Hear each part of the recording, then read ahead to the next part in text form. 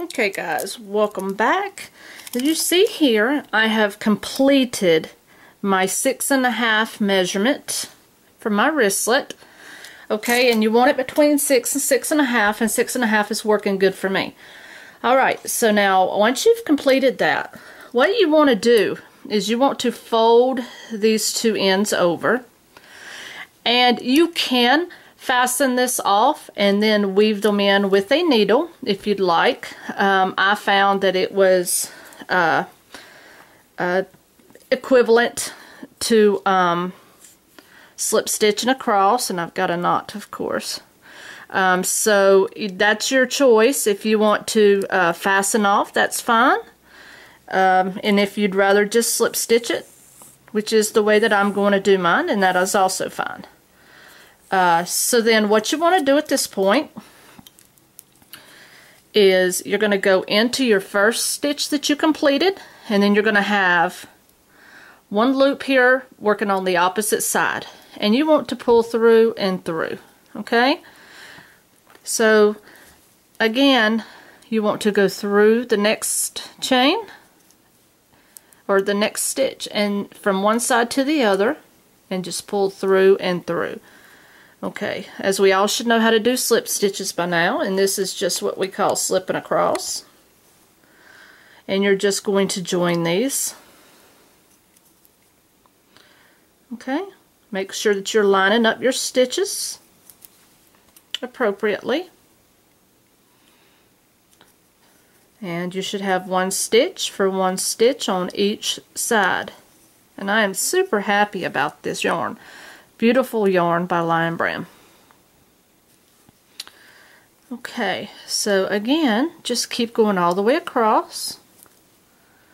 Just keep going and slip stitching until, let me show you this before I let you go. You want to measure at the end here. You don't want to do this all the way down, okay? What you want to do is take your tape measure, and you want to measure until you get let me see. You want to leave about a 1.5 opening for your thumb. Okay, so you measure from the end all the way to about 1.5, and if you'd like, you can put yourself a stitch marker there, or a contrasting piece of yarn, which I think is what I have on hand, and I will use that. So again, you want to get a rough estimate. So my 1.5 is going to be, take my hook out, my 1.5 is going to be about right here. This is where I'm going to put mine about. And you want to pull through and through, and you just leave that there, and then that way once you get all the way across here, you know to stop once you get to that that stitch marker. Okay, so go ahead and go all the way down and stop once you get to your yarn. If you have printed your pattern and you want to go ahead, that's fine too. Okay, I'll meet back up with you shortly. Alright guys, I'm to my stitch marker. Now you will need to try this on to figure out the proper spacing for your hands. We all have different size hands and arms. So what the objective here is once you sew this together, you want to have a space for your thumb. But you want to realign this here to make sure that you have at least 3 good stitches here to close up, okay? So I may have to realign a little bit of mine. And what I've chosen here is, now that I'm at that point, I can take that out. Now, as we were slip stitching to make this hole, we're going to jump, or not jump, but we're just going to slip stitch in one side, not going through both, okay, until you get over to where you think that your thumb hole is going to be big enough. Okay, so actually I'm going to probably pull out one more. And again, this is just trial and error. I'm doing it with you, so just do yours as I'm doing mine. And we're just going to slip stitch here in one side, and then this is going to give you the size of your thumb hole. Okay, so I slip stitched through 3 stitches. Now I'm going to go back to going through both sides with a slip stitch, and then I'm going to try it on, and if it suits my hand, then that's the way I'll leave it, and if it doesn't, then I'm just going to alter it.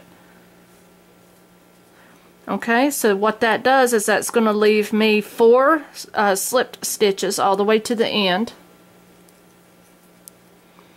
and that should be plenty for the support. Okay, so now you want to try this on. Don't disconnect, don't fasten off, and what you want to do is try this on at this point and see if your hole that you have for your thumb is suitable. And mine is very suitable, so what I did is I did the 3 slip stitches on one side, and then I joined for the last 4 stitches on both sides. Okay, so do your counting and do your measuring, and this is something that you personally have to fit. I can't do that for you. I cannot give you exact measurements. All I'm doing here on this video is giving you the general idea, and you have to work with your opening to where it suits you.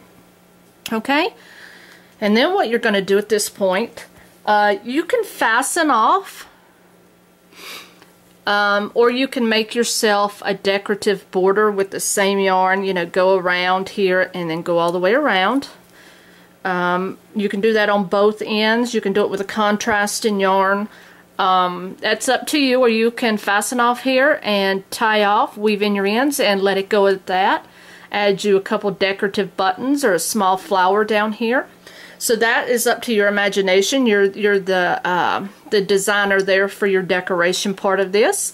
So what I'm going to do is I'm going to finish mine up. I'm probably going to go around the top and put a nice border on it with a contrasting color. And I may do a decoration of some buttons. So once that's complete, I will come back and show the final outlook of this project. And this video is sponsored, or not sponsored, but this video has been approved, not the video, I'm sorry again, but the pattern has been approved through lionbrand.com. And I will leave their link at the bottom of this video, and you can check out their website, and they have some awesome patterns.